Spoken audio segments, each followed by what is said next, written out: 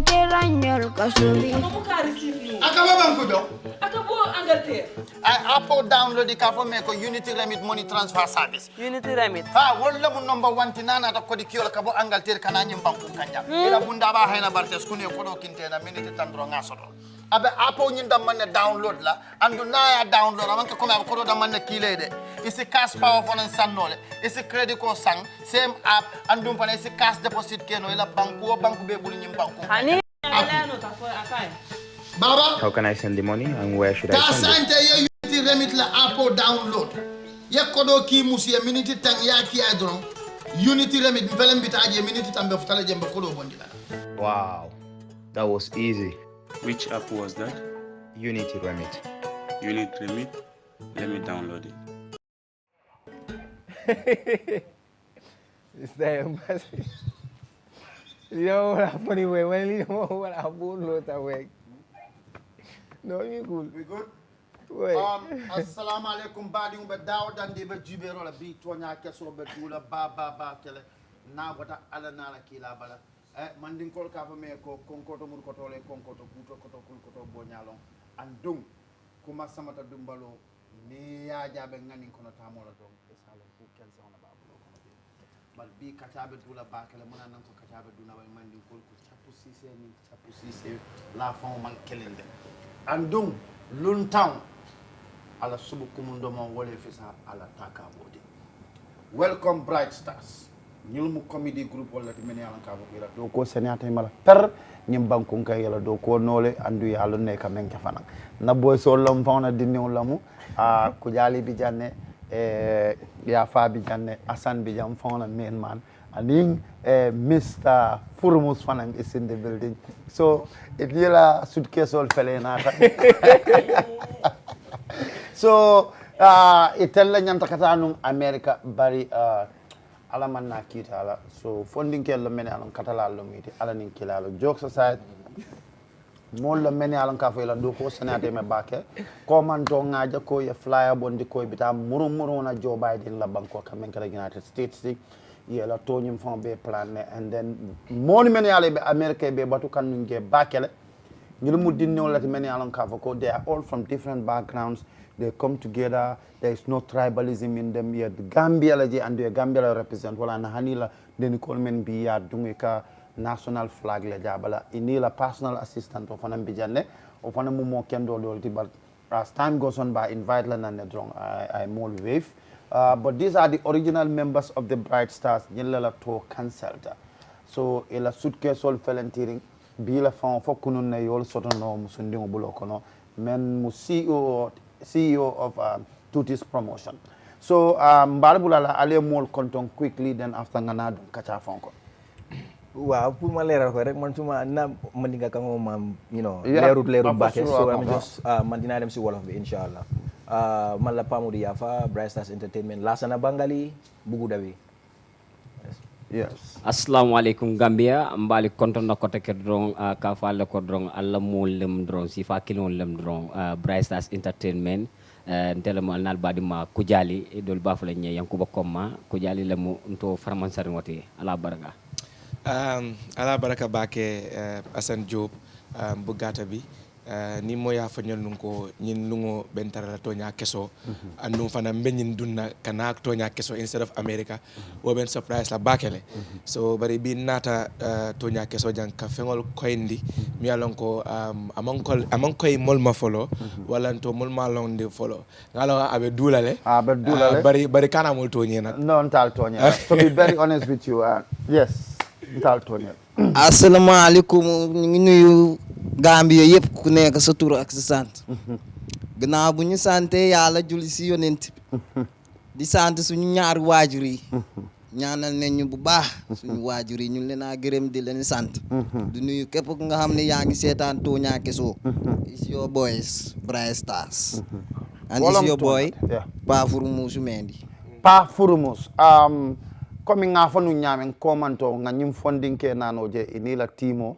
me alan ka ko champion point fanambe kafo nyin konol no dindim pharmacie rim bala ma fananti taka nyin tubabo la suku mulu la me alan ka fa poetry wala matala do koti anin barhama temu denki lalalti anin mama sita fana mu tubabu suku lala sifa dole ti ka fo me poets wol fana mu kundan dole ti e ka miral ko le ta men yalon ka fo ko ka bondi hakilo konole yana ya dimola wato dol fo ni me hakilo tubake fo e bukale be men kala they speak in metaphors paradox and all sorts of figurative languages. That's what they use to communicate to the people. So Tonyaa Kesso is open. Nimme kaumen koita men na draw you flow in it. So I will start atella along me along I'll be kon atella along men's story in start no. Comment on a fly jelo ko albita United States of America. Ako start tanyadi. Wow, Liverpool Madina ko start I will take the lead since ne yepsi man la dore. Wow, like on the 9th, if you can remember, we posted a flyer concerning the Rahabizab American tour. Okay, tour being a like we wanted at least like it's all about the Rahabizab since Brightstars Entertainment has been doing it here in the Gambia. After embarking on series of tours in Gambia, so we decided we will come up with this. But it wasn't our idea originally. We knew them to America, but then to this promotion actually approach us. How? In person, you understand? I tell a follow you. Exactly. So she came, then started explaining, understanding like she has been embarking on such. She has been planning such. Like I'm like, tour yi nga xamne mom sa organiser nako with certain artists yi nga xamne ni mom sa mention nako but mu ne artistes yoy non sa buñ démé ba fofu nonu yeb dañ fail ak yoy non dañ dem fofu di top hype bi ak yoy nonu yeb which we didn't pay like much attention to. So then bu mu ñëwé ne like mu ne waaw okay this is going to be an American tour that her mom works at the embassy. Her mom works at the embassy. At the embassy. Yaayam embassy bi la délégué. Waaw si embassy bi la délégué mooy di US embassy fii ni Gambia. So bu mu waxee loolu noonu ñu ne waaw that is very very good. So mu ne like yaayam mu doon liggéey si embassy bi for 30 years. 30 years. 30 years. Sanji Tansaba. Wow. So then she was about to retire. So part of the retirement package, Legi mom as the only daughter, understand nga, so mom tamit buga na yobu the Brightstars Entertainment pour dem. So mu ne bu mu demee wax loolu mera mu ne xam nga last time bi in that case yow la nekk di waxal ni yow kenn. Exactly. Ndax groupe bi waaw man la doon waxal yow kenn. Because since boobu noonu demoon nen si tour ñu doon def benn tour with My Lumo UNDP ak yooyu noonu yëpp national waaw. So man bu demee ñëwee then si leen communicate, then we met and then talked about it. So bu ñëwee I called Hassan straight away ma explain na leen nii waaw. So to this promotion daf ñu bëgg a yóbbu Brightstars Entertainment America ñu ne waaw that is fine. Then from the tour, so after bu gaa ñëwee then we all sat at Luigi's leen demoon ñu toog. So yana moom da yeni nen waaw ñun ñëpp ak moom that is the four of us plus her mooy jigéen bi si boppam to this promotion. So mu doon ñu explain waa xam nga rek xamante ne bu yàggut waaye xamuleen ma bu baax so suma moom ngay liggéey si embassy bi for 30 years so everything. So léegi bu mu ñëwee ñu ne ñun moom Brightstars Entertainment ñun ñu ngi nii mosu ñoo xalaat sa yëfi tukki because ñun moom fii la njaaga def kenn xalaat waaye comme que lii ñëw na dafa mel ni yàlla oote understand. So su yàlla oote moom we have to go with this. So ñu ne ko how will this gonna be understand. Plainly mu ne ñu ne soxlu dara si ñun soxlu xaalis si ñun all the paperwork everything that has to do with the embassy and everything moom dina ko régler moom su ko demee ba régler rek ñun what is comme li nga xam ne soxla ñu ko si ñun ñu ko def waaye ñun moom nañ just try we just go ahead with this. So the idea came up about like the Rahab Bisab. You know, since we've been doing this, so why not we just come up with this idea, the Rahab Bisab, at least in America, because since Rahab Bisab you just have like is actually an appetite stimulant. So being hamne dina smoothing relationships ak yoy non yep. So the main idea was actually bringing Gambia to America. Talk about our culture, everything ak yoy non yep. So bu ñëwé but Rahab Bisab yaga nañ ko def with other artists, especially the people that we've been working with, like Barhama, Champion, Mama Sita. We also suñ last Rahab Bisab buñ amon fi penchami hol. So why not we just yaatal ko. Instead of Brightstars Entertainment as the four of us, this is a huge opportunity because it's not only Brightstars now. Us going there means like we're representing the entire Gambia, the entire Smiling Coast. So si leen communicate, si leen call ñoom Barhama, ñu call Lifin, ba pare ñu oo Modou. So ñu ne léegi dañoo am that, so that to this promotion bu ñëw mu ne léegi nañ ko def like a musical band nga xam ne loolu dafa mën a nekk a package bi nga xam ne ñun ñëpp dinañ mën a dem. Understand nga? So then she needed, certain information about Bright Stars and everything, our background of yep. So we gave her everything that she needed from us. So buñ ko joxe mu ne yéen bu leen worry yéen start leen seen work ñu ne ko no we can't. fekk da ngeen ko jox passport bi at this time. non joxanguñ ko.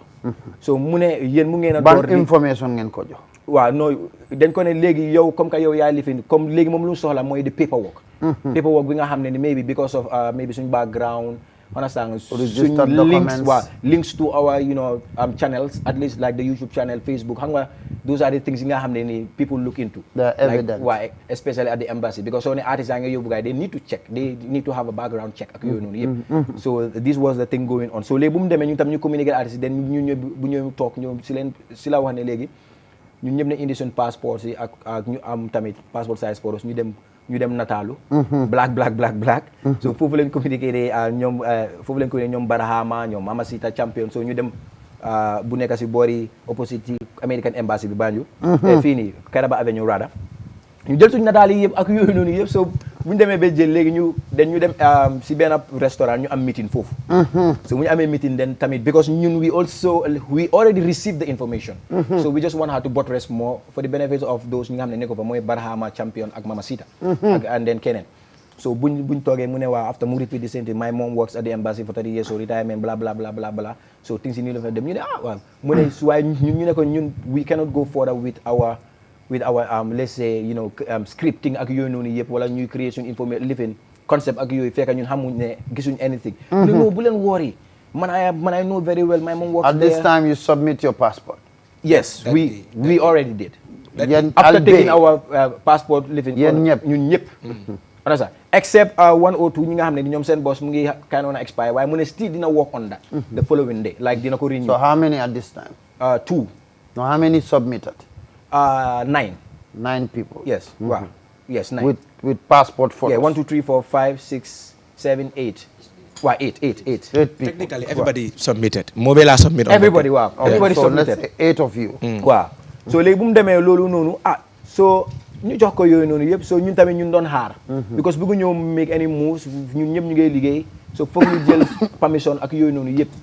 so then mu ne ñu léegi ñu ngi submit li everything a week 1 week time dinañ jot suñ confirmation ak yooyu yëpp pour ñu dem def fingerprint ak interview because ñun xam nañ ne tamit mënuloo dem America fekk demuloo interview demuloo fingerprint obviously so when she told us that ñu ne waa that is fine so ñu tam ñu toog di dundee yaakaar a week later mu call so man maa doon communicate ak moom honestly like man maa doon nekk di def you were the ambassador, the mediator between the team and understand the Rahabisa team and then so ñu ñoo daan def the communication and everything so bu ñëwee den am si la ma wax ne mu call ma mu ne ma waa waxanaa maire ak yooyu noonu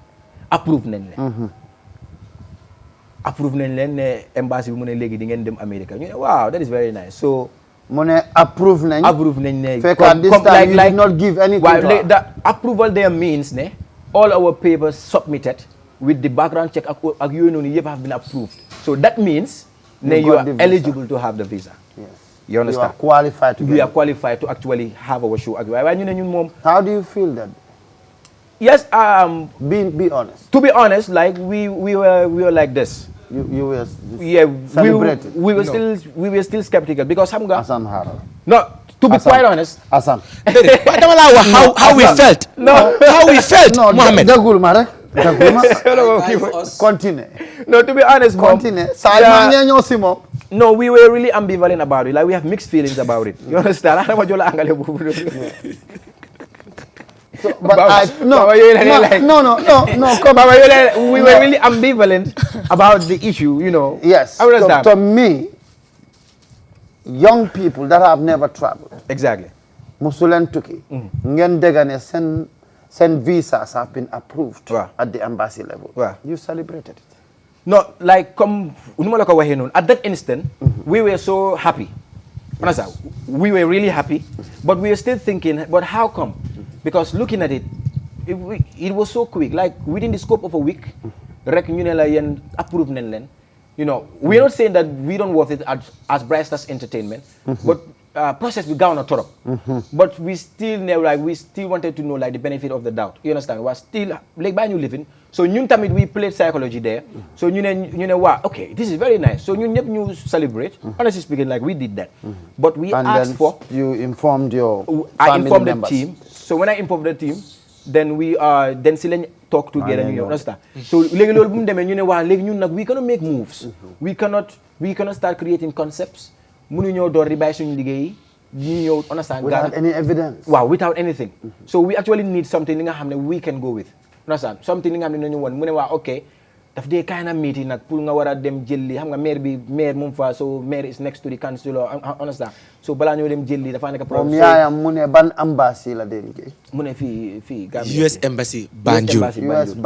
Embassy Banjul. Waaw. So ok. So xam nga so ñun mënoon dem jël photo lifin bi sax xam nga it was si the American Embassy xam nga affaire yi nekkul li nga xam waaw xam nga loolu nekkul yëfi ragal so ñun tam suñu demee loolu noonu de xam nga there was something li nga xam ne ni waaw there was comme believe nañ ko understand so loolu bu mu demee daal caabi bi mooy suma lii after dinañ dugg si yooyu xam naa ni daa ngi wala kii boobu just 1 minute okay the viewers these suitcases before us here many back on mba belon na so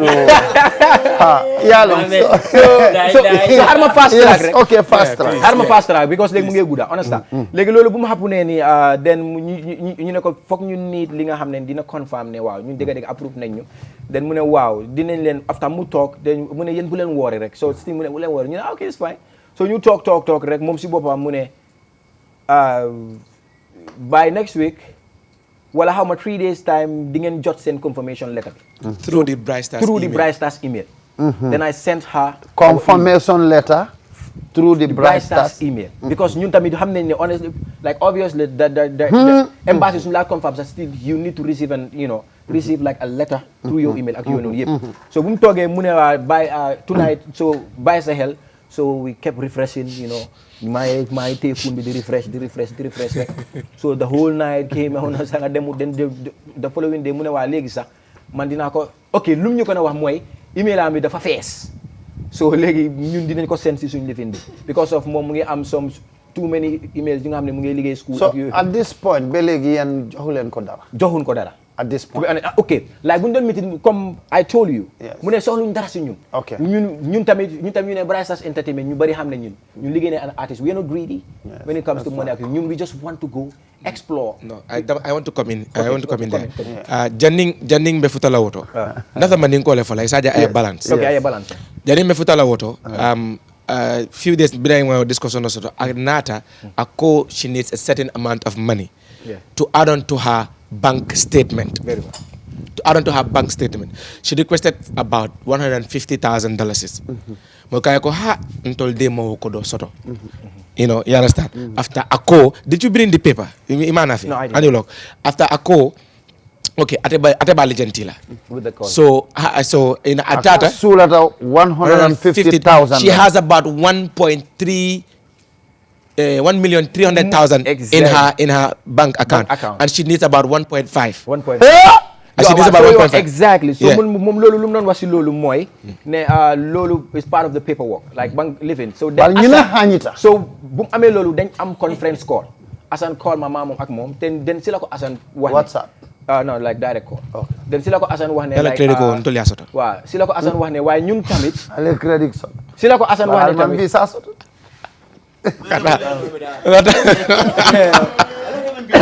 sila ko Asan wax ne tamit ñun tamit duñ mun a joxe xaalis noonu without ñu am at least a copy of the bank statement. Understand waaye mu ne non loolu niidu ko ak yooyu ñu ne ba si leen ko suggesté ne ñun ngi am benn koto bi nga xam ne daf ñu de ronal loolu noonu so suñu demee daal ñun ñu am paperwork balaa ñu génne xaalis dan si saa si foofu noonu mu door di indi ay lifin ok léegi bu leen woori man dinaa waa suma cousin mu seet nu maa lebalee ak yooyu noonu then mu mention another tour tamit ne kooku xaritam la kooku maybe dina ma lebal ak yooyu ñu ne waa this fine so ñu teg buñ tegee mën a Asan ñu continue communication ñu ne boy foog ma ne lii la but then still please just be patient ak yooyu noonu then she called back bu mu callee mu ne waa am naa 60,000 léegi 60 moo des 60 la so that was just like 20 minutes later mu ne léegi am na ku wane dina ma lebal 60 léegi benn 60 bu moo des so bu ñu defee dañ ñun si lañ communicate like si lañ wax with amongst ourselves ñu ne waa comme que léegi 60 la so this communication was it extended to Champion and Barham? No, fekk li Bright Stars Entertainment was ñun ñoo moomoon affaire yi So this ñun people dafa are mel ni ñun dañ leen invite. Yeah, okay. So everything that has to do with us and the promoter stays within. Okay. So ñun we were just gonna write, you know, another contract between ñun and them. Suñu demee ba ñëw ñaata la ñoo jox gaay ak yooyu, you know. Okay. You understand what I'm That's just fine. waaw. So that was léegi bu mu demee then ñu ne then ñun bu ñu toogee ñu ne comme que léegi 60,000 rek la. te 60,000 tam ku ñëw ba mu ne la yaayam nii ak nii ak nii ba mu ne yëpp dina ko def ba moom solu dara si ñun. Why not we do that? Then ñun si leen request for a contract. That we need to put something on paper. Agreement. Waaw, exact. Agreement. Yes. So ñu ne ko bindal dara balaa ñu laa jox 60. Yes. Then mu dem mu prepare something. mu ñëw then ñu jël xaalis 60 ñu jox ko. ma jox ko man ak moom. ma jox ko then mu sign ma nataal ko yëpp ma seen ko. loolu noonu yëpp mu ngi ñu ko amee. si mobile phone bi and then the original living. 60,000. waaw so then after that nag la wax ne ñun confirm nañ pour ñu dem. Xam nga lan moo tax nga bàyyi like fu sign. You should have brought that. Yes, nañu. Waaw da nga war na andi loolu pour ñu wone ne comme like because Tonyaa Kesso la. dafa abe ñana ka koy la. Yeah, back so after minute come to be honest, we will try and summarize nga ko ñin shortende. Miye ndol we agree bi me si la Tonyaa Kesso. It's important. We will agree ne we've been fooled. Yes. We've been scammed. Yes. And we have learned from this mistake. That is why we issued a statement, and that's why we are out here on Tonyaa Kesso. Yeah, but before that, so we can tell people what is happening. Yeah. So, but yeah.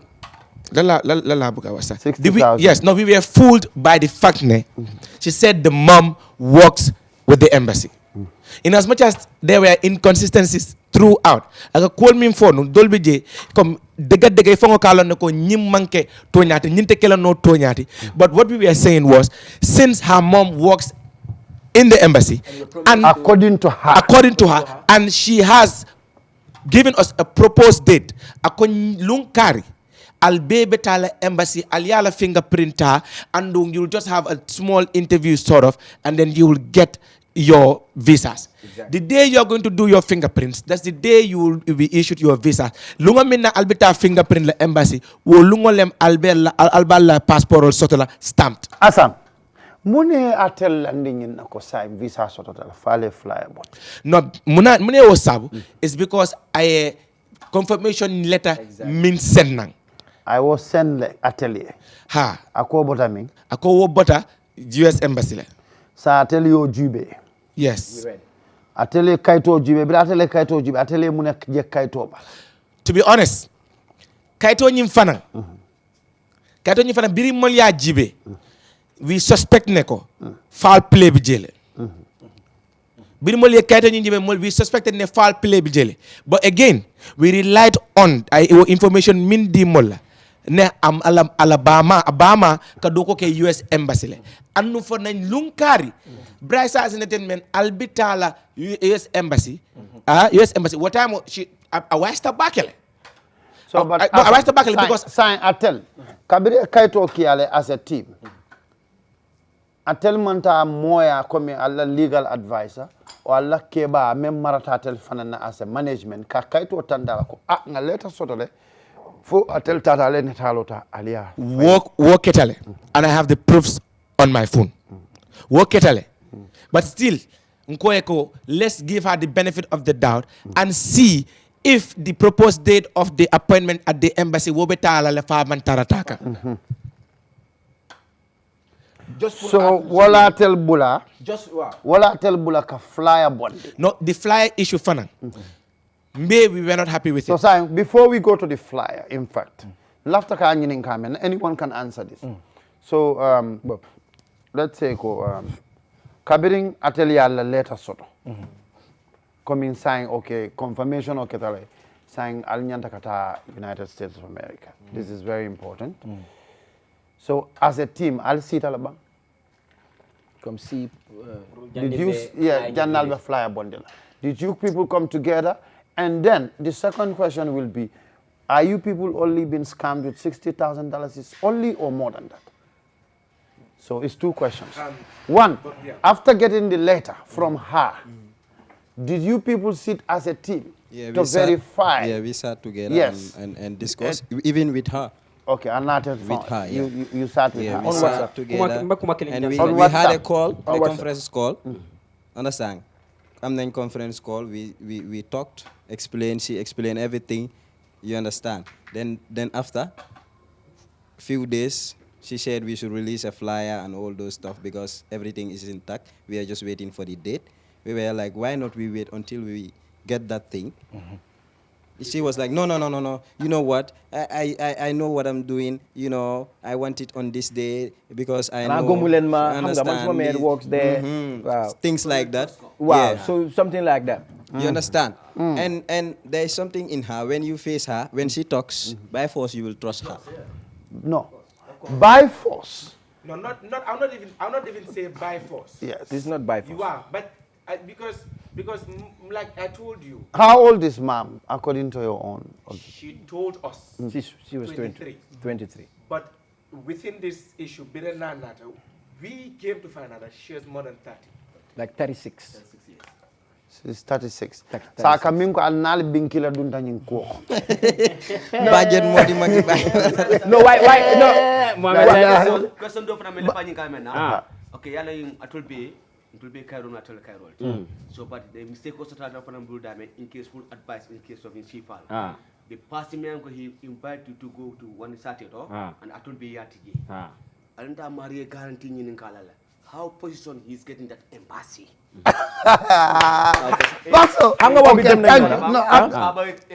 secretary labang, about protocol labang, you should know all those things. About secretary la. Nyulia wala foteng sign back so after minute to. Yalo. Hamga barunga domandin jansa jere. Mohamed ele kamem foko come like na any kumoye fon na kasila ka discuss with team. Amanke ko nyimbe nga basically nga anyu nga adi yafa damala ndol anything mbakela Bright Stars nka sile ninti mo mume be including atafon atafon ka tarajele sometimes namba ko nyim fola but amanke kuti miyalon ko comme like nka sile drong wala mo kili ya mo fula ya discourse ten drong ya agri yala do yana timo to ko tenen be no amanke wodi so mbe ka si nyokane nga jaba kesa woto nyokan nga kosonson nga jibe ko nyinni be kere bare amanke comme like ntol nga confidence soto jelo ko comme like nyim ko mu to nyalde 100%. Okay. No. Quickly. Kujali. No, before you come. Mbadungana. Eta fono la ko man confidence to ko ko nyemu to nyalde. After you people have your meeting because everything meeting on a sort. Exactly. So ale meeting on sort alta flyer bondi. Champion akaranta londo babul. Asan akaranta londo babul. Londo betebul londo be jimu londo be karbul. Sa tel tata flyer bondi mam tuti dindin to ya tel bul alta flyer bondi. Okay. Mon binkile mamanke. No, kebante. Wow. Kebante because muna non ko kebante. Mam tuti kilin ninke kanan tanna be nyol.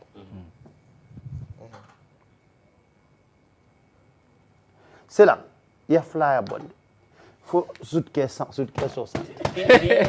No, we'll come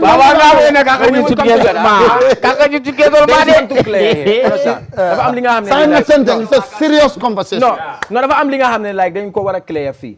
It's not that like ñun xamuñ or we were not suspicious about the things they were going. But one thing more ñew. She came in as family. You understand what come fu ma nekk di waxe.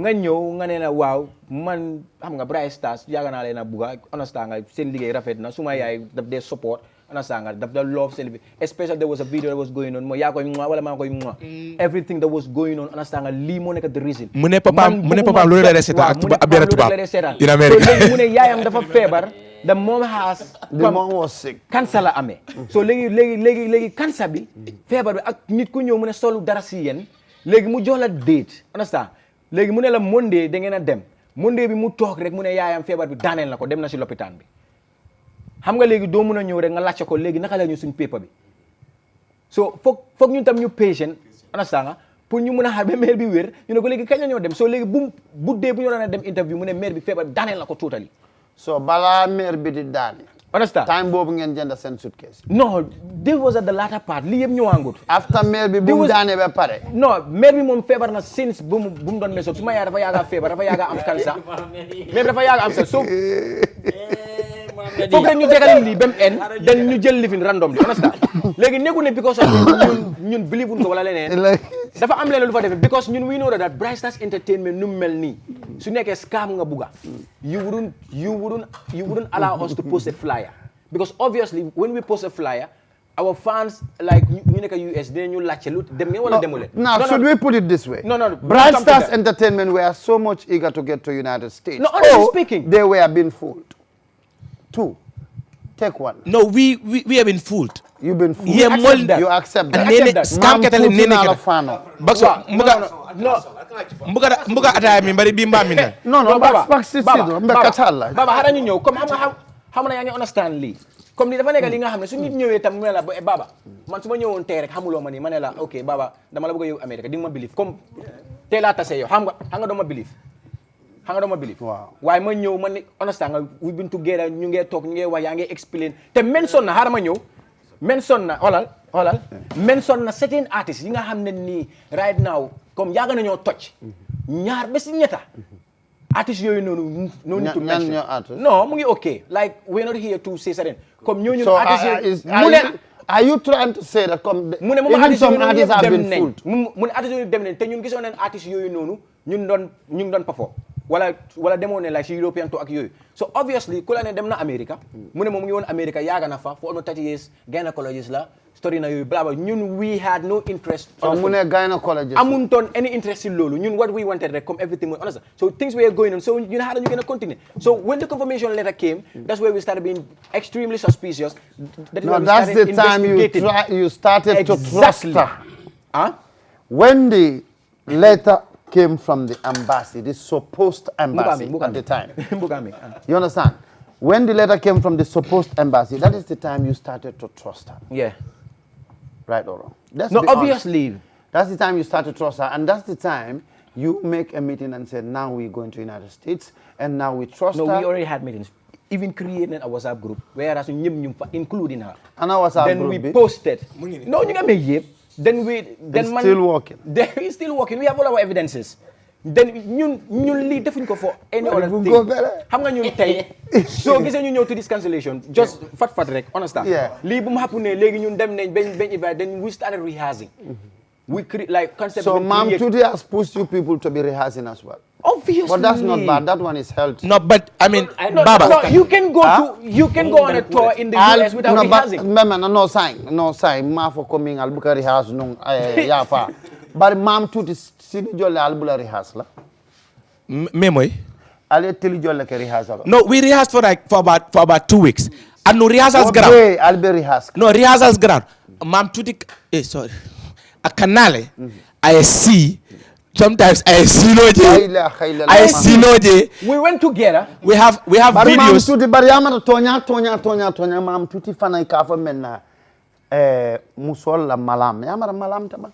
Malam is a scammer. So scammer Baba. No but sign. Baba. Ke kanal men bukatel. No nyum taba kan you understand. Sign lo kung fula. No haral. Kuya ngene lan la. Konyi is more than malam is malum. Plural. Today malam bu jigen naka la mo neka.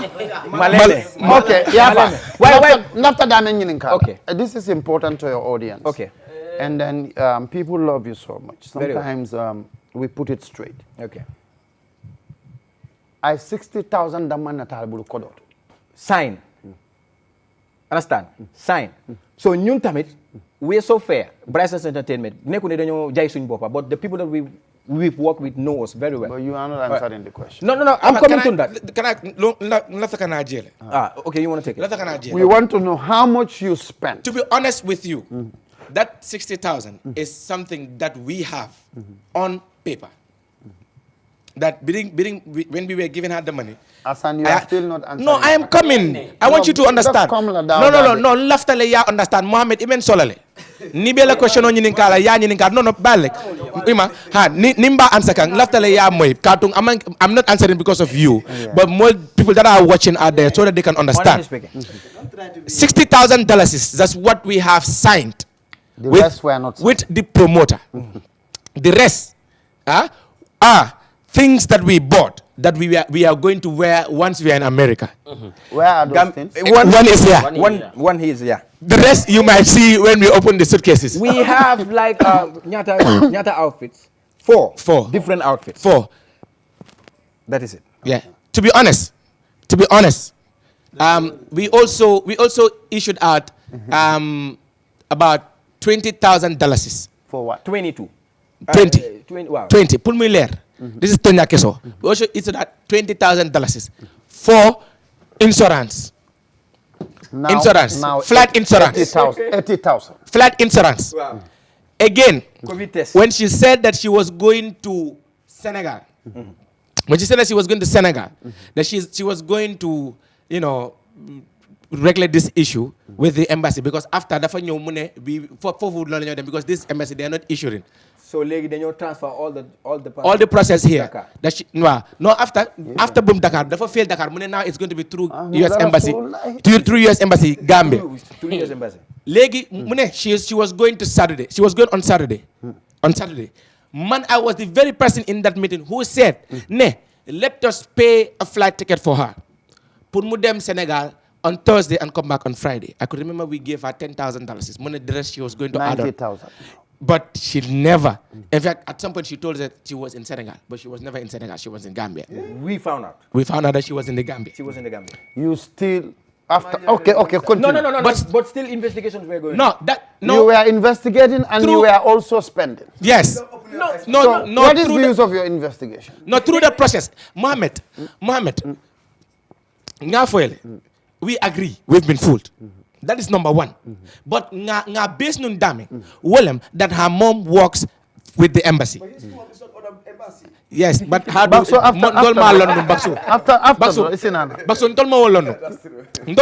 Yeah. So within we called you. Put Ayesenia, Inata for Swokono, you listen to us, you listen to our story, Yemol advice. That led us to who? Fatu Kaman Mialoka Sirinja. That led us to Fatu Kaman. All the investigations were on. Until we had that tete-a-tete with the US embassy. Now, after the $10,000, Fendoman Nadi. No. These were the things we spent financially. Okay. Understand? But like he said, the 60,000 was on paper. Understand? Sign and everything. But the other ones feeling like this is actually nothing. Understand? Because since this has to do linga hamne meram sil febar na ak yoy non yep yu bari yu mo wax oxygen len ko jox bla bla ak yoy non yep xam nga as human beings tamit understand we should have those those humanitarian hearts in us understand at least to make sure that ne come tamit ñun tamit def nañ yeneen ya understand ila mo baylo sa landi nata no it's important it's important you check comment so gis nga li yeb bu mu happen ne to be honestly speaking lii yëpp fekk demoon yàgg na but we started receiving information about her from different people sources laa waxal nii de ne she was once comme musoon naa def this scam musoon naa nekk mile 2 blah blah blah blah we were receiving all this but now no Mohamed lataka fenne fo Yalong, until we were in that situation, and what we feel, I'll be very honest with you. We will be very honest with you because Tonyaa wole kalabang. You understand? What happened? Because if you look at it, okay, I'm taking these people. We have about 9-10 of us, 9-10 of us, and so those like $20,000, $10,000, we were also giving her the benefit of the doubt. No, Asan. We also giving her the benefit of the doubt. From the beginning of the whole thing, everything you people said is characterized by two things. Benefit of the doubt, we were suspicion, and the third is we were investigating. Listen, and the mom was working with the embassy, and she gave us a confirmation letter. Plus, she gave us date for the interview and fingerprints. This confirmation letter from the U.S. embassy did not come from the U.S. embassy to you. It comes from her to you. Because we thought her mom who works in the embassy gave her the letter to give it to us. Which, how? Her mom who was working with the embassy, she said her mom is the one facilitating this door. Did you cross-check that letter? We did, and I told you we had some issues with the letter. And then you believed in the letter, because believing in that letter, that is what led to the purchasing of the suitcase. No, not in fact the purchasing of the suitcases, but the release of the flyer. We agree. Yes. We move on. We move on. So no, we move on. We believed in the letter. Wow. Yes. We believed in the letter. That's what I'm saying. After that, she told us Bright Stars Entertainment reka nekk di dem. Ñun amuñ ci problème. Now Brahma is been No. Brahma and Dress, they are all under Bright Stars. Under the umbrella of Bright Stars Entertainment. You understand? Okay. Léegi mu ne la hey Bright Stars yéen dañ leen hate de artist boy. I started she received like calls from all the artists mentioned. You ma call. Di ma call. Mu won you call log bi. Ñom ñep seen tour safe. No need to mention. No, we good. You understand? Mu ne ñi ñu ma call dem na to the extent ben dem WhatsApp won ñu ñaar seen passport. ñu ne nu ba demee ni ñu ne Gambian artists. Singers. Billahi wallahi taala and they well rappers. They well known. Toasters. So lii bu fa demee mu ne boy la ilaha illallah muhammadur rasul. Léegi xaaral ñu ñëw léegi mu ne lii yëpp ñun tam maam tuuti ñu mu maam ponkal. So lii yëpp bu fa nekkee ñun tam ñu ne wow this is big like lii dafa dem still waaw ñu tam ñu ne comme que lii mu ngay dem this is very fine ñun suñ paree moom you can work with them. That is comme ñun amuñ benn problème si yooyu noonu waaye mu ngi wax ne déedéet man du ma liggéey ak gars yi nga xam nga man yéen rek laa bëgg a focus man su ma mère yéen la bëgg a ñu dem ñu ne we are fine not knowing ne she organized a meeting with other where all these artists were there we didn't know with all these artists mentioned Gambian all artists. of them some of them with their managers ak yooyu noonu yëpp. Which artists? No, all the artists yi nga xam ne they well known ak yooyu noonu. No. Let's not talk about that. We are not here to talk about that. We are not here for those artists. Wow. Ñun we are working with. No, but if anything that has to do it has with... it has no business. Like it has no connection. No. It has some businesses. Do you know why? Yeah. Okay. Because at some point, we will come to that. She may use those artists for you to believe in her more. We will come to that. We will come to that. Okay. We will come to that. Okay. When that happened, we even heard am na dem na be receive 150,000 from comme ñene fee. Use na suñ flyer. The same ma'am. Use na suñ flyer bi. Use na suñ flyer. Léegi dafa call wax ne waa man maa nekk yóbbu Bright Stars Entertainment. Ñun noonu leen gisee affaire after si. Even in America. Some of the promoters, we had series of bookings. They called us, but we referred them to MAM to do this promotion. We business. Them even like we understand creating like a program guide. Manila Tay from Seattle, we take a flight to Atlanta. Atlanta to New York City, from Atlanta North to Carolina, Las Vegas to Miami. We started knowing all these names. And politics. No. Local then we received an amount of like approximately $2,000 from some of the promoters in the US. No, let's the same ma'am. Impersonating us, come even some of us saying wow, let me tell you. When this happened, we spoke to Fatou. You know, come you check this confirmation. Then we started having investigation and consultation. Then we had a virtual meeting with the embassy, public affairs, US section. Embassy, Banjul section. We had a virtual meeting at 4 p.m. Understand? I think it was on a Friday. Why tell me why you did this? It's not important. Now, individual questions because time is almost going. Now, let's say okay. Kujali. Wait.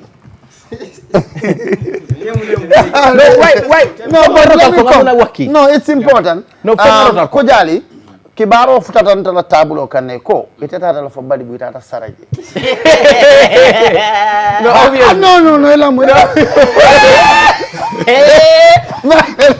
Mamalu. Ela mwela. Tonyaa Kesso. Ela mwenya nyininka. Kibaro futata majanga ko. Jamala bagu. Jamala. No bagolo. Daite lo follow. Mbe kila ela bagole. No bagolo. na ba ko friend VIP ba ko la mu ni ba waaye lii mu xamu ne de non mooy maa ngi ñëw benn foog ñu calcule loolu rek fat ok nañ ko bu mu xapu ne waaw da ngaa calcule comme story bi jeex ok na story bi jeex léegi loolu bu mu xapu ne ñun nag si lañ ko lifin man si laa ko wax ma ne ko yow all these things were going on ñun xamuñ joon yow li nga def nga ne artiste yow Bright Star ni ñun xamuñ di jël nga xaalis using the name using our flyer impersonating comme even them to the extent nga xam ne comme yaa nge dafa am ñeneen ñu jël ñu ngi wax understand yooyu noonu yëpp nécessaire so bu mu demee tamit mu ne she started crying comme she started crying nii xam nga nii mu ñëw rek ci ñaan mu daam bi waaw lii soo ko gisee di la bla bla di wax ak yooyu noonu yëpp ñu ne lii dafa dem wala du dem kan léegi ñu ne ñun dañ bugg a cancel ndoog ñun buggaatuñ mu ne lii is what I started and I will finish it lii deal la xam nga yéen ngeen dem fële di dem embassy di am interview ak yooyu noonu this is a deal going on xam nga lii dafa am benn deal nii te kooku du ma ko wàcca bla ñu ne this agriculture buggaatuñ delloo ñu suñu aleel mu ne non du dem moom maam tuuti mu ne du dem is what she started and she will complete it. Say the details and then summarize. Then si lañ dem ñu cancel ñu def suñu flyer ñu cancel everything ñu ne ko we need our pieces of luggage our passports and everything or we will take the matter to court. So she has taken your luggages from you. After telling us that luggage yi moom àgg na America ba pare. fekk ñu joxe na suñu luggage ñu def fa ay cere ay. non ñu ngeen ñëw foofu mu ne loolu àgg na America already. waaw. mu ne loolu àgg na America but after buñ cancellé. ñu toog nag understand nga trying to threaten her ak yooyu noonu yëpp. You know where the piece of luggage came from. Finally. Xam nga lii fu mu jógee. waaw Sukuta. La ilaha illallah. But I went to Sukuta and collected all this. So now, then the passport. Your dream of US has finally. No passport. They were already stamped. Okay. Ñu ubbi lifin fekk stamped. Okay. Your dream of your suitcase in Seattle finally ends up in Sukuta. In Sukuta. Sukuta International Airport. So al natal la passport so al natal on ko tapale ala bije fatu natal ma ko kata embassy confirm kaje ko comme ko kumo statariande donc kala kumo nyambas al natal yala ko nyum ko be scam le bije ay al nenele andum fanan ay men kala kuja wolom to be honestly so saying at this point now kujali namu mbe murun ne kan okay let me summarize something Gambia hakil to be mbul back akil to be mbol bulu bake but until a conclusion of the kelolto but still let me deal with the boys tonya ne aje ko mam tuti ay menkala ndata fala mbal blame that I will leave this to the audience to justify but ita kujali kabirite am stampo je ko ha badibun ko for the first time abita United States e ko ita bortale tata badibu tata nete tuol be kamaje ani mafu jaro yeke bago ko amange nete tuoti de nyankata wolam nyankata dada so ita nyankata samba kam te Mohamed ndela choice la nyankata wonti so ko ta tule nte juma karna ni boy ntesta no tubabu du man nyankata mano Mohamed la abdun so you went all the way to your village and then ba sabante ngolo cross ntambita nyin denti mbiri ci balal ntambita barala kerewani ndunta farata badi sarata ji sarata ke bale qur'ano kare wallahi astaghfirullah badi bu be findi de ko ko jali kada Muhammadu first farata ni artist batu nyinta ku fe mati de wala nan ko alma alen de madro so sai ye ba ma le na to dila ay nyankaron ti danyalo no ko nyankaron mun na choice le ya ke mun ko no akinye fongo ko nyankaron bijanda nga abeni sunka abela bu ako sai ngaje ba abeni sunka no it's important mo ya je coming menketa la do nyankaron ni nta tel la nyimuta abije ngabago so sai kana abije Fo ye ba sala fatu la ba ni dendi mo nyankaron be wala fatu kamera ni be mulla America ya fu America ko le ko iman na bari ila nyankata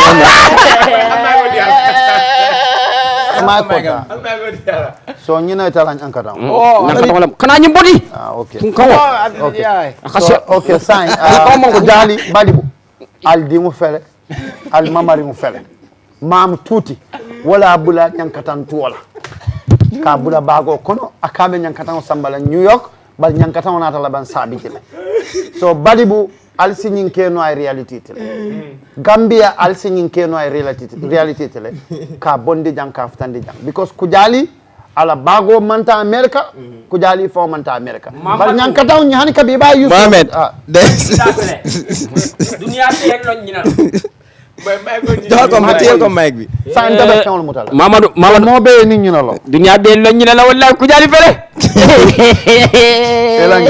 ninga nakata July 4th leni so nying ñim fana bol la ko yow ñim fana ñim pour bo du na New York la ñin do ñim fana mu New York tarawon ya tun no ani ñin do mu Las Vegas stade ñen do kana bonde mo fanko ndam ko sandam la woto kondo ben e ma fanko je bitum fanko ferende fana lambar fele ñim fana ma no da performance ñin nem long sleeve le so mam tuti le ñim beke mala long sleeve le for long travel okay that's fine so badibu al dingu felal barin dingu felal mamari ngu fele anala ñang andum badibu ko badibu damante de Mamadou jara so tara sara jara ye tara la beldo kabani jara bolon ko non tammi do la ngaki ko le taro le ko sara ko badibu e te bala mbeke ren kiyan ko wol yalla saande wol ngam fanna dum wol budo ko tammi do la wol mo kanka ngola fay wol ko jali mbot parete ta balale sang no etena nteya ha ete muna sang nte na bat fo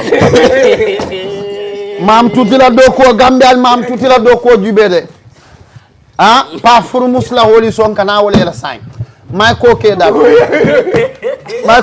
ete ete la nyanka tan bar ngalon hana tara lafta syndicat la America fana dawno ete dawon ti Mamadou ete la be dol ta ko non sang nana pa furu mus ela woli soya mam tutila do ko la nyinti This is really funny.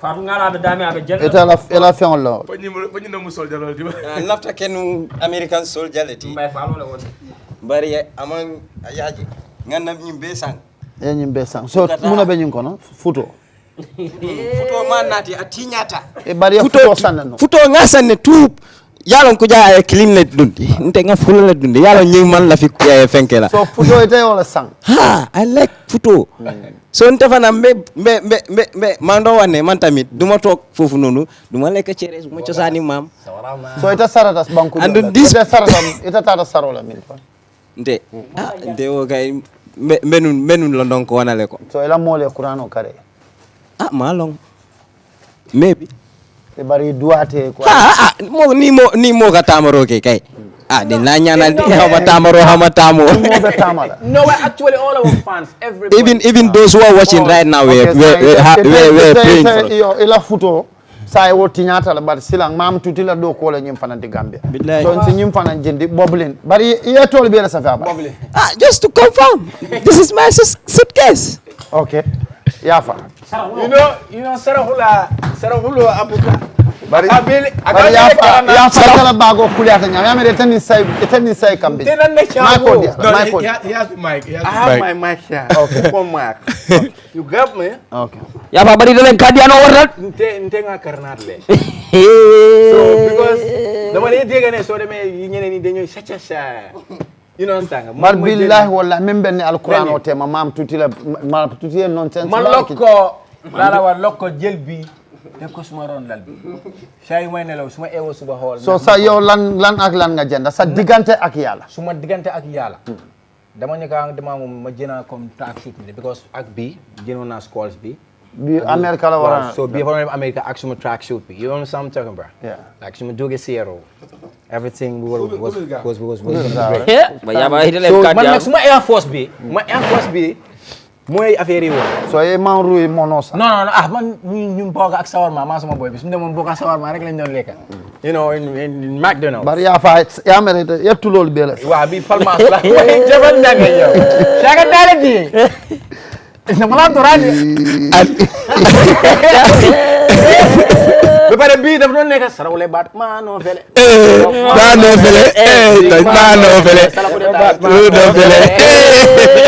ak suma cruise bi xam nga so demé mbar so ila tasa bayo waaw wala ñeent hebar mamade tilimbal yata yaa ngi gis ñu noy la baagoti waaw nii moo nekkoon suma baag bu ndaw so ñim pour sumaya bis bi billahi dégg naa foo def dee taw ela komo fel billahi so am nga this was actually for me I'm talking about ba ya fa ay komol bela sang yeah abe so ñim komo say ba kala munati ni kom kay I want to be a Rastafari so itala abantawol yes okay. and na outfit so na costume okay ni mo grand but ya fa amade tan in say kam mo ba because itala woli so fa no be pare dama amon yu bante tamit ñeneen ñu ne so ñëwee in ma mobile buru it was too much on me okay so it was a but bi that's it ila njen sol lo won bari bi benni sol la best of the best ya badu nawol tonight okay ya fa am parete ba asan ila woli sonati ifane to sa itame to sa no man de nga selotable la bari abot ita billahi wallahi taala membe ne alquran te mam tuti ma ñantula tek mam tuti endala boyol bula woli sawna doli ñankatangol dolu e futo doli mono asani tel tasita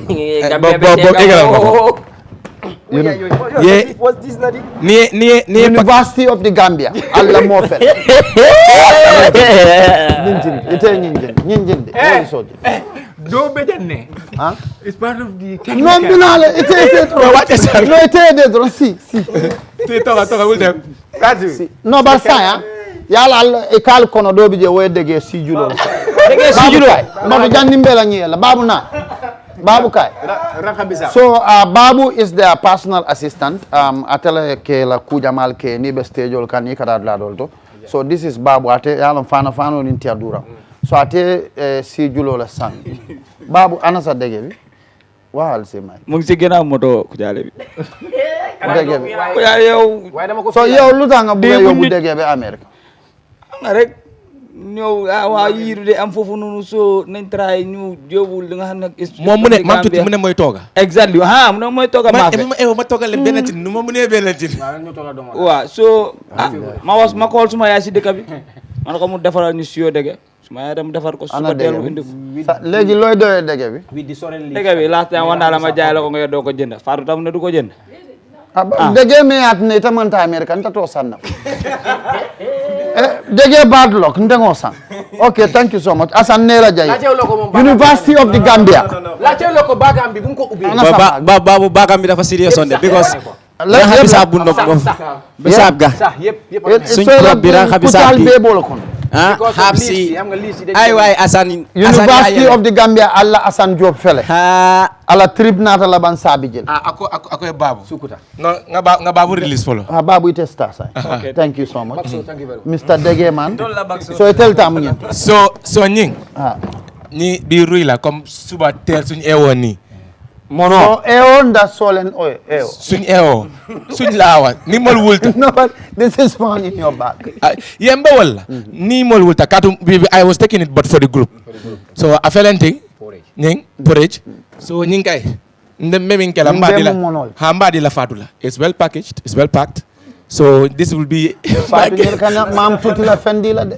fatou please ñoo xamne dañu bëggoon a gisuñu fansi ñun do so Asan ini ala nin kila tema ye mono la bula jang koy kata America la Seattle be mono min na Seattle dega man legi la so nga xamne li dafa funny it's very funny Mohamed so ela ñim mu na no haftanol ñim mu fatarol ti ñin dol mu fengol so ñi jamale ñu fataro di la nak non ne sotela meta most of them were like costume ñi mun na haftanol leti ñi do fana mu costume de costume do ne so ñi mu costume costume la okay ñi don nam chayat ñi do mu chayat because mo la tanu mo la culture assembly ji anu performance ndeysaan di continue fa don def li nga xamne ma sha Allah waye lu jot rek yomba inshallah so okay you know Bright Stars Entertainment versus Tuti's Promotion scammed anni kuya warta bala fa warta ibe jalola bar tonya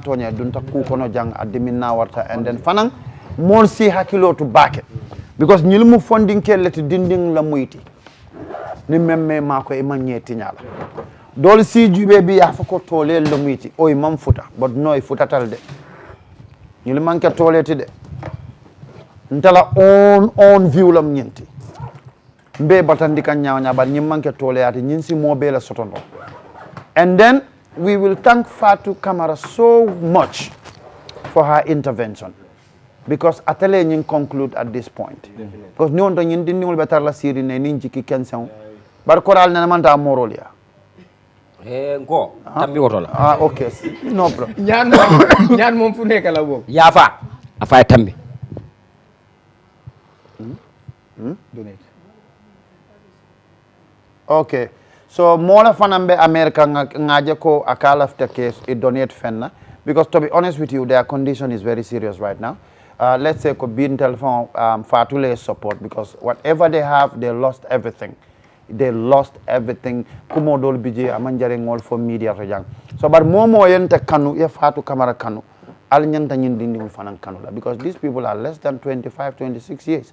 Nyil be mu dindi wol ti intelligence lam don ani maturity man nyosoto fenna hani kabi nyil ko dol bije ila hakilo man futaje so mo kane blame mo kana muta commune like nyimu alala kitiyolti wallahi ya understand ni wonde nyil momo bi momo hani $10 million diara ba maranolal bari ning ala ko membe lala jon kan abelale kan so ntasi appeal menke no dron albe nyini men jibe kan momo si fengu fen dila no right now they need our financial support because they lost whatever they have. Imam so that they are starting from zero. So if on seal a number for is reach out no damage or fatu kamaraya, more be donate la fenna is good for them because these are the youth of this country. Ningela dream yung children, that means we are killing the potentiality in them. So the productivity in them cannot be killed. Instead, we have to support them. They need our moral support, they need our physical support and financial support. Wala na fatu kamera atakai tonya until tata tentu nola no ite kana wo fofa ntol be wo fola antel bama lo mati long ay mol bondi dan yes so because nimme mira bi momen ni nyankata nyantata sandika samba America o follow ta bright stars la fana na nyimbanko ko jali yemol tora okay back so sorry mbadi ngameno tuté kuka ni artist is very bad artists don't like this kind of such because I experienced a lot since 2002. It's a fact. Because rebellion Ricola, ya te nyaan mandi. Nse mo nyaan mandi no, it's too serious. Ni meka chahan kute rek. Mohamed ake ase joba is too serious. Because ni the family be sine wulula be sine be jigide jungul kata program dara. Billahi wala. And yola William te be fani ande. So alma alenal be dema. Sorry for sad. Ma fa ko di kama, ma fa bari pour sama kama. Misilimo wala ala ko frewta diamla because hanaba dungu fora ba ala lan kirati mbadi ngamenol ani mbadi musol adanta dama danje men no manu ba ñu wuli afoni hypocrisia ma brain banko ka punata nyata ba kolya balale we call ourselves as a muslim bi ñu jibe ñu be nyamen bi dunia beje and they know that they are solo artists in Gambia they have a disappointment mbadi ali mira ñu ko la bang how do you see this judgment? It's a big sin. Because Ricola, Kabia Kala, Anyamata, I Wulula Kumbo for Fonokena. I be Ale, Jamaican, but all the way from Jamaica, he come to Gambia, that the FMB Lota Brikama. I recall about the Gambia as some of Germany. Still Gambia, moment recall again. So, I'm not trying, Nanyo Makoi. You Kajafo, you Hasidia, you Wuliafo, you Cropsono, Anabla. Wallahi. Thank you, thank you. I'm very sorry. Thank you very much. Yes, thank you, Bakso. Well said. Then coming, Janning Mbalbula Yalla Kumalabang for coming, Bemeng appeal Kamole is important. Even Nimbanku Dolom Yuntifong, even the no, even before we even talk about court or whatever. So Bakso sorry, drong. Bemeng for a drong Nimbanku Dolom Yinti, the Minister of Youth and Sport, plus let's say the tourism minister will give them financial support for them to start all over again. And also, if I recommend again, if I the next trip near Soto, is see Marco, not only them, but any other artists in this country, we need your support. Gambia nyantaka tambing level be artists of a bata pour kata I'll represent outside. Nyanta ko stigma bonding na life kono sign. Artists all nyantaka tamale freely to come back home. Ning atar ko kol ba nyama bi mote ñil nenela bar system o ñina form correct so mba appeal kala molia ko ning Gambia la fat camera siata wallahi ñinta kala man ka konta ka jayre ndaka fatu batandi ñame mo ka batandi ban nin to ñanata hada madi ha ko dial so fatu wallahi mbe tentu la hanika bi mbe jayla so Asani la kuma la bang. Yeah, ntebe mim fola. Mba fola ko mam tuti minke. It's a public disappointment. I Gambian barely disappoint. Nte mba follow la ka fo mun la wulu la lié comme ibaraka bake rasang ibarata nying ko to bake fong all of our parents ibarata bake nying asake no come we are laughing about it but come a serious style so nte mba follow mun la wulu la lié inshallah idungol lebe siri njantol fanang asake bi ye disappointment sotole but yalo ne ko amanke from osti but ni ala sonta inshallah we will make them proud and no ngalon ne ko ntol be ngamin soto ntol we are very young and if you see how we started what we took or we are taking comedy to another level. Yes, and me kuntu fanam Fatu Camara Bama just text right now kabe $100 deal alla. Alhamdulillah. Our baji fanam ko $100 o fanam kaba deal alla. Mashallah. So that's good. So where we started and where we are right now. Comme ñaani wajur mo ñu nekk di toppa ak li nga xam ne mooy ñaani nit yu baax yi and the people that are enjoying what we do. People can sit out there and then call us names. We will accept. But remember, we've done a lot so far until we reach here in this country. So now, are we going to keep throwing stones at our talents? Or are we going to support them to reach to another level? It's a question that we should ask ourselves. Ntol, we refuse. This will never stop us. That is why we are out here with our students, with our luggages. That is why we issued a public statement. That is why we are here on Tonyaa Kesso. And inshallah, ni alako, Bright Stars Entertainment be fintila jang. E betala US store, they will tour the whole world. So we are also appealing, and we apologize to the fans out there, both in the Gambia and in the US. Kafoleko come ninaketa mulma. This is not our wish, but most calmly we accept. But inshallah, ni Allah we will work towards it and nabe kelale. Yeah. So we are saying a very big thank you. Mohammed, asake bi molbe jekanjang ibe jelola, while you're doing this and this, but you are more than what people see on social media.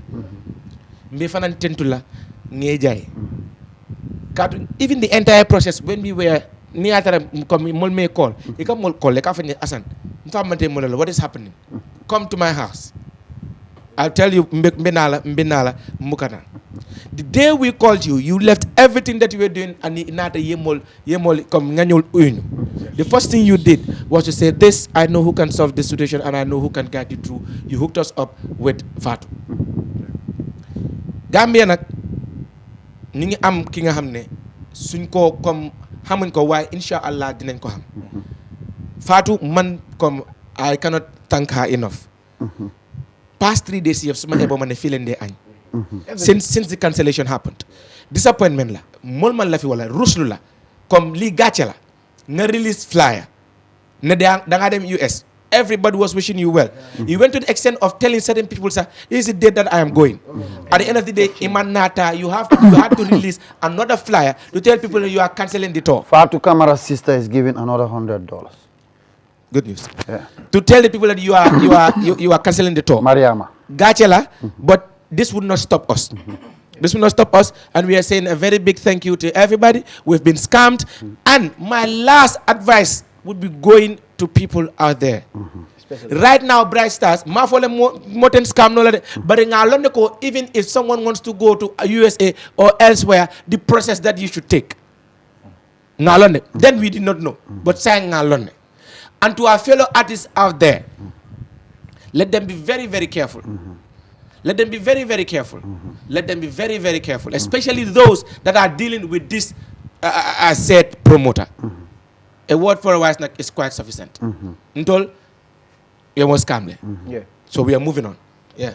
Thank you. Just to conclude, comme lu ko Assane waxee rek moom foog naa moom wax na yëpp nu ko mënti demee. We are still proud of our parents and everything, and then our fans, the love, ñi nga xam ne yëpp yàgg nañ ñoo support ak yooyu noonu yëpp. It was really funny. Okay, come funny now. Honestly speaking, bottom is very, very serious. The reason why we came up with this idea is just to at least create laughter out of it. Because since we are entertainers, we are comedians, we just want our fans not to feel sad. You understand? But to be honest, this is real. This is really, really extremely serious. Wow. Just to thank how man jar na ko fii but global properties ñu ngi leen tànk trop so in fact they are sponsor you know certain amount of money which we really you know appreciated xam nga bari na trop bi nga xam ne nañ sax ba pare since this cancellation happened and everything they did not call or they are yet to call ñu sax te xam naa ne duñu call dina wane xaalis bu leen joxoon we understand nga ñu ngi ko gërëm yaa ngi bribe Sol non du loolu but especially Sol dina call pour baaxa bi ñu laan bu nekk ci saytam bu ma ko waxee lii ak yoon mu ne ma but ñu ne ko dina ñëw ci lifin and then to gërëm ñi nga xam ne ñoom tamit jàpp nañ si ñu bari di like so Latif Car tamit ak ñeneen ñi nga xam ne tamit ñoom tam jàppale ñu like comme si production wise ak yoon noonu yëpp so ñu ko gërëm di ko sant ba pare di gërëm tam ñi nga xam ne ni tamit since bu déggee this cancellation ñu ñoo call ñeneen ñi sax di ñu entertain ñi nga xam ne sax ñu ñoo daan entertain gars yi ñeneen di ñu call di ñu entertain si yooyu noonu which was extremely ironical understand nga appreciate nañ ko trop so we are just telling our fellow artists ak ñeneen ñi yëpp like to be vigilant understand nga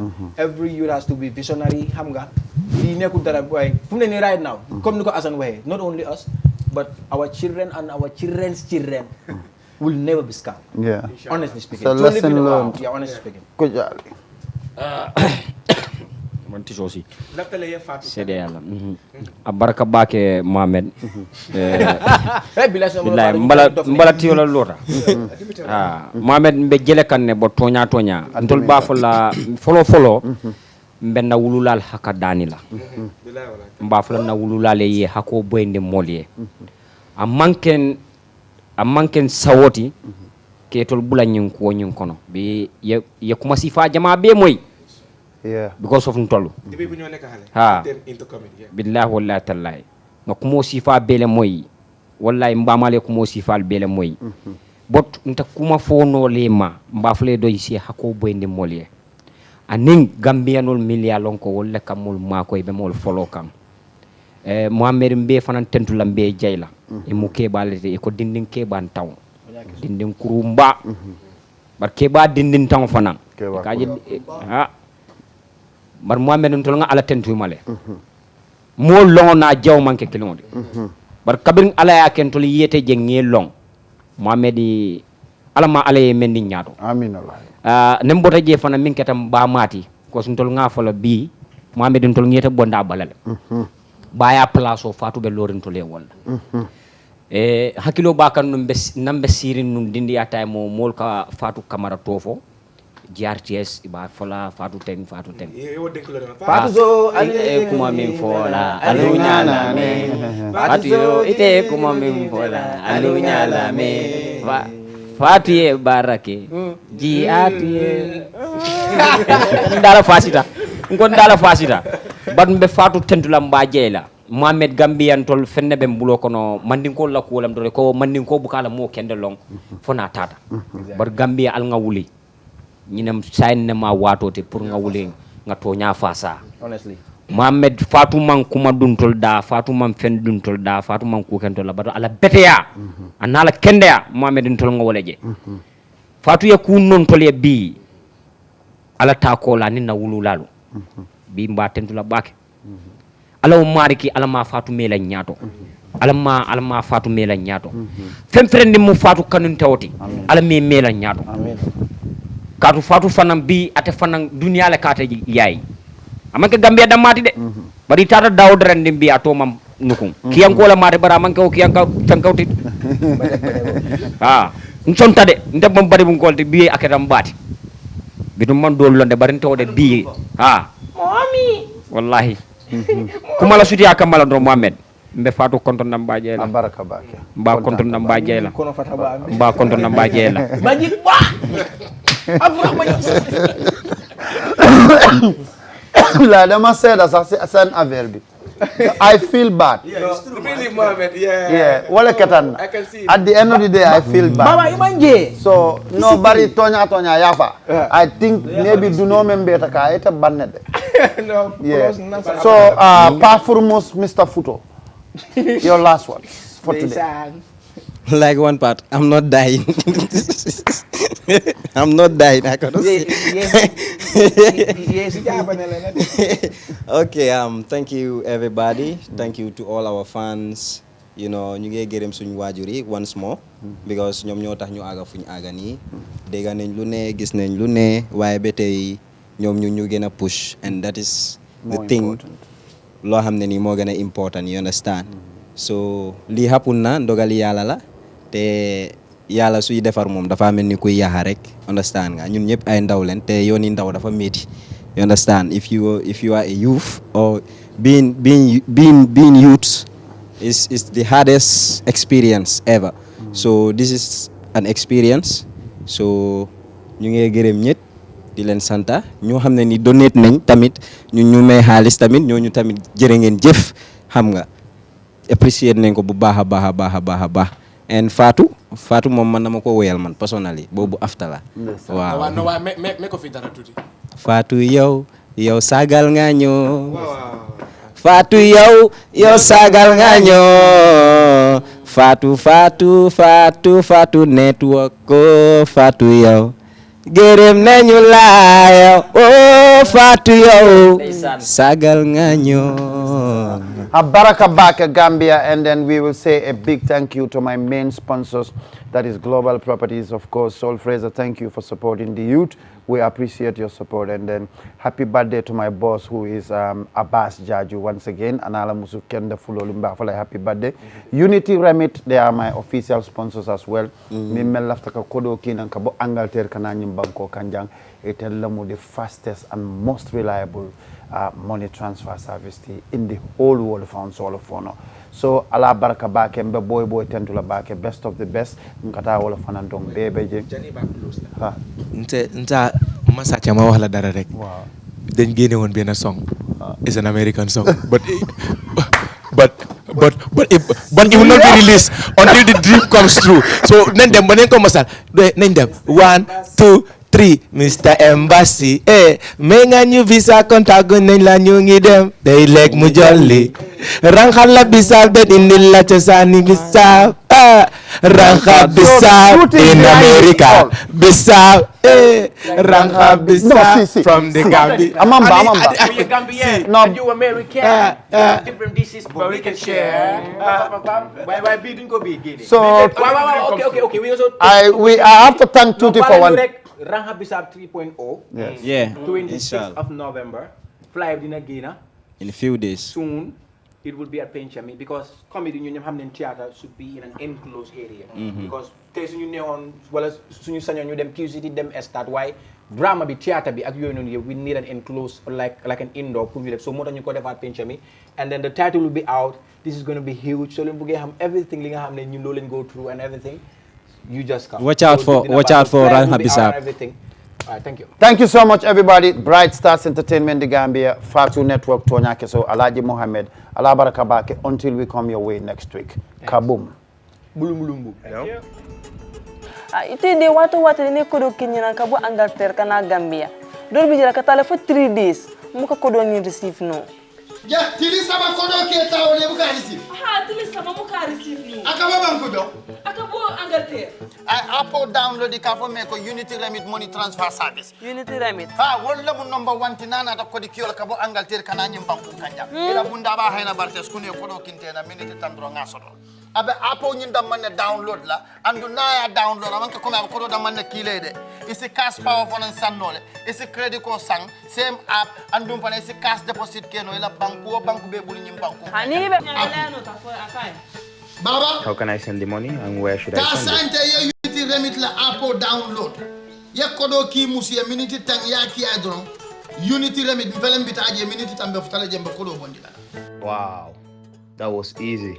Which app was that? Unity Remit. Unit Remit. Let me download it. Hello?